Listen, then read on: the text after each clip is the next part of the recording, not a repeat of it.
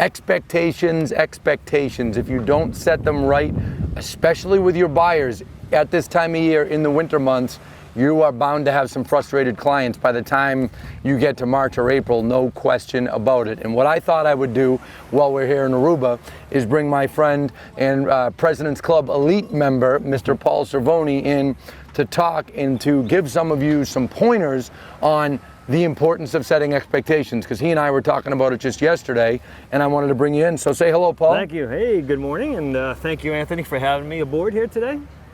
Beautiful setting out there. Yes, it sure is. Talk to them about the biggest thing that you are making clear to buyers that you're signing up at this time of year, you know, January, February, whenever they see this. Yep, as soon as I sign up a buyer, whether it's on a Zoom call or in person these days with COVID and stuff, it's always about setting clear expectations about the market. You know, giving them good information about what's going on in the market, and obviously talking about strategies, but we have to talk about, you know, how the market is moving, how it's shifting. Low inventory, of course, in 2022 is so anemic across the country. That's going to be the biggest challenge. And in 2021, you know, looking back for me, I knew that I had a very, very slow start to 2021 because, you know, we had... Slow start, but he ended up selling 67 homes, just for the record. Go ahead. So, you know, the first 3 months, writing 4 or 5 offers a weekend. You know, it depends upon the financing conditions, but, you know, ultimately... Yeah, 4 or 5 offers a weekend, and some weekends not getting any accepted. Correct. And this is a President's Club Elite level agent, 60+ sales a year that had that problem. So for you newcomers or newer agents that are frustrated beyond belief, know that this is a widespread problem, but he stuck with it, he set the right expectations, kept marching forward, and still had a hell of a year in 21, and you're going to clearly in 22. But go ahead, continue. Yeah, no, so we know it's a grind, and real estate never sleeps, and it's, you know, so for me, you know, I didn't get discouraged, and you have to have a positive, you know, upbeat, momentum kind of attitude, and that's how I kind of rule my business every day, is I reinvent myself, and I overcome the challenge, forward thinking, problem solving constantly, but the setting of expectations is critical, so you have to be the expert for your buyers. You got to bring the calm in the storm. Yes. Okay, you have to build those relationships of trust.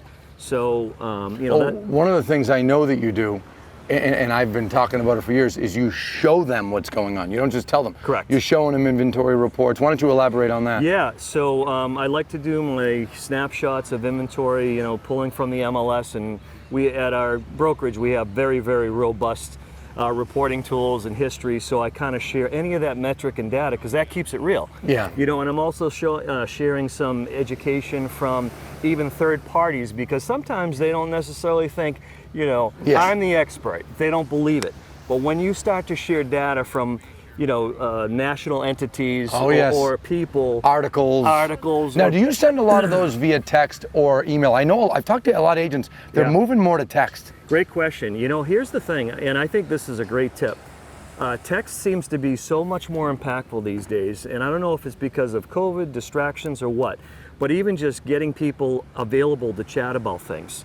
I'm finding that, yes, I'm using all forms of communication, text, email, my video, when you're trying to send a quick article or a quick blog on the market, third-party source, you're sending it by text more often. I am. I'm hearing that more and more the last year. I'm a fan. Yeah. I'm a fan because I find that they say, "Oh my God, thanks so much, Paul." It's a quicker response.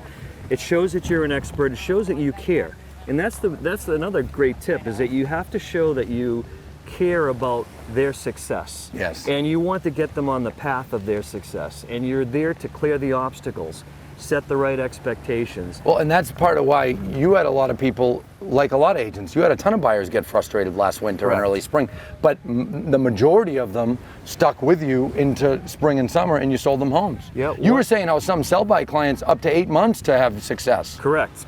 And that's a whole different animal. A whole different conversation, discussion, but you know, it's still, again, setting expectations. So again, for me, my success comes from the rapport maintenance.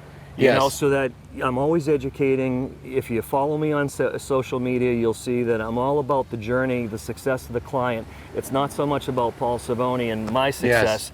It's all about celebrating their journey and our collaboration together. And that's what it's got to be. I like what you said there, rapport maintenance.